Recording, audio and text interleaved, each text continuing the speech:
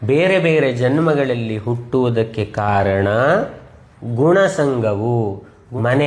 ಮನೆ ನೋಡಿ ಇದು ನಂದು ನಂದು ನಂದು, ಹೌದಾ? ಮನೆ ಜೊತೆ ಅಟ್ಯಾಚ್ ಮಾಡ್ಕೊಳ್ಳೋವೆಂತಾಗ್ಬಿಡ್ತಾ? ಪಲ್ಯ ಆಗ್ಬಿಡ್ತಾ. ಅತಿಯಾಗಿ ವಟ ವಟ ವಟ ವಟ ಮಾಡೋವೆಂತಾಗ್ಬಿಡ್ತಾ? ಕಪ್ಪೆ ಆಗ್ಬಿಡ್ತಾ. ಸಂಪತ್ತು ಅದ್ರ ಮೇಲೆ ನಿಂಗೆ ಆಸೆ ಆಗ್ತೇ ಹೋತು ಎಂತಾಗ್ಬಿಡ್ತಾ? ಹಾವು ನಾಗರಾವ್ ಆಗ್ತಾ ಅಲ್ದ? ಸುಳ್ಳು ಹೇಳವ ವಲ್ಚರಾಗುತ್ತಾ, ಹದ್ದಾಗುತ್ತಾ. ಮಕ್ಕಳ ಮೇಲೆ ಅತಿಯಾಗಿ ಮೋಹ ಹೊಂದವ ಎಂತಾಗುತ್ತಾ? ಹಂದಿ ಆಗ್ಬಿಡ್ತಾ. ಇದರಿಂದ ತಪ್ಸ್ಕೊಳ್ಳವ ಅಂದ್ರೆ ಎಂಥದ್ದು? ನಿನ್ನ ಪ್ರಶ್ನೆ. ಇದರಿಂದ ತಪ್ಸ್ಕೊಳ್ಳವ ಅಂದ್ರೆ ಎಂಥದ್ದು ಅಲ್ದ? ಕೃಷ್ಣ 7ನೇ ಅಧ್ಯಾಯದಲ್ಲಿ ಹೇಳ್ತಾ ದೈವಿ ಶೇಷ ಗುಣಮಯಿ ಮಮ ಮಾಯಾ ದುರತ್ಯಯ. ದುಡ್ಡಿನ ಮೇಲೆ ಆಸೆ ಹೋಗ್ತಿಲ್ಲಪ್ಪ ನಿನಗೆ, ಮನೆ ಮೇಲೆ ಆಸೆನೂ ಹೋಗ್ತಿಲ್ಲ.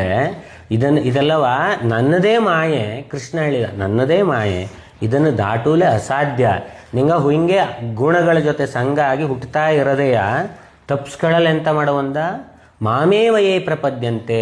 ಹೇ ಕೃಷ್ಣ, ನೀನೇ ದೊಡ್ಡವ ಹೇಳಿ ಯಾರು ಅವನನ್ನು ನಂಬುತ್ತವ ಅವರನ್ನು ನಾನು ಇದರಿಂದ ದಾಟಿಸುತ್ತೇನೆ. ಅವನ ಜೊತೆ ಅಟ್ಯಾಚ್ ಹಾಕೊಂಡಿಪ್ಪಲೆ ಅಧ್ಯಾತ್ಮ ಜ್ಞಾನ ನಿತ್ಯತ್ವಂ ಅಂದರೆ ಯಾವಾಗಲೂ ಅವನ ಜೊತೆ ಇದ್ದೇಳು ಅಂತ ತಿಳ್ಕೊಂಬುದು.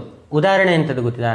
ಮನೆಯಲ್ಲಿ ಅಪ್ಪ ಅಮ್ಮ ಬೈದ್ವಪ್ಪ, ಅಲ್ಲೇ ಪಕ್ಕದಲ್ಲಿ ಫೋಟೋದಲ್ಲಿ ಗುರುಗಳನ್ನ ನೋಡ್ಕೊಂಡ, ಕೃಷ್ಣ ನೋಡ್ಕೊಂಡ ಬೈತ ಮರಯ. ಅಟ್ಯಾಚ್ಮೆಂಟ್ ಇಟ್ಕೊಳ್ಳವು, ಅವನ ಜೊತೆ ಮಾತಾಡವು. ಫೋಟೋ ಹೇಳೋದು ಸುಮ್ಮನೆ ಹಿಂಗೆ ಆರತಿ ಮಾಡಿ ನಮಸ್ಕಾರ ಮಾಡಿ ಇಡಲಿದ್ದಲ್ಲ, ಅಟ್ಯಾಚ್ ಆಗವು ಆ ಫೋಟೋ ಜೊತೆ. ನಿನ್ನ ಭಾವನೆಗೆ ತಕ್ಕಂಗೆ ಇದ್ದು ಎಲ್ಲವ, ಹೌದಾ? ಅಧ್ಯಾತ್ಮ ಜ್ಞಾನ ನಿತ್ಯತ್ವಂ, ಯಾವಾಗಲೂ ಅವನ ಜೊತೆ ಒಂದು ಅಟ್ಯಾಚ್ಮೆಂಟು. ಯಾವುದೋ ಎಕ್ಸಾಮಲ್ಲಿ ಒಂದು ಆನ್ಸರ್ ಬರೆಯೋಕ್ಕಾದ್ರೆ ಎಕ್ಸಾಮ್ನಲ್ಲಿ ದೇವರೇ ಈ ಆನ್ಸರ್ ಗೊತ್ತಿಲ್ಲ ಸ್ವಲ್ಪ ಹೇಳ್ಕೊಡಪ್ಪ ಕಿವಿಲಿ ಹೇಳುವಂಗಿರವು. ಬಹಳ ಫೀಲಿಂಗ್ ಇದ್ದರೆ ಕಿವಿಲಿ ಹೇಳ್ಕೊಡ್ತಾ ಹೇಳತ್ತಾ, ಅಷ್ಟು ಅಟ್ಯಾಚ್ಮೆಂಟ್ ಇರೋವಳತ್ತ. ಇದಕ್ಕೆಲ್ಲ ನೀ ಏನು ತಪಸ್ ಮಾಡಲಿಲ್ಲ, ಯಾವ ಗುಹೆ ಒಳಗೆ ಕೂತ್ಕೊಳ್ಳಲಿಲ್ಲ, ಎಂಥದ್ದು ಇಲ್ಲ ಅಲ್ಲ. ಈಗ ನಮ್ಮ ಜೊತೆ ಕೃಷ್ಣ ಬಂದು ಈ ಪಾಠವನ್ನು ಕೇಳುತ್ತೇ ಇದ್ದಾಳು ವಿಚಾರ ಮಾಡೋಳು ಅಷ್ಟು ಅಟ್ಯಾಚ್ಮೆಂಟ್ ಇರೋವೆ. ನಮ್ಮ ಜೊತೆನೇ ಇದ್ನಪ್ಪ. ಪುರುಷ ಪ್ರಕೃತಿಸ್ಥೋ ಹೇ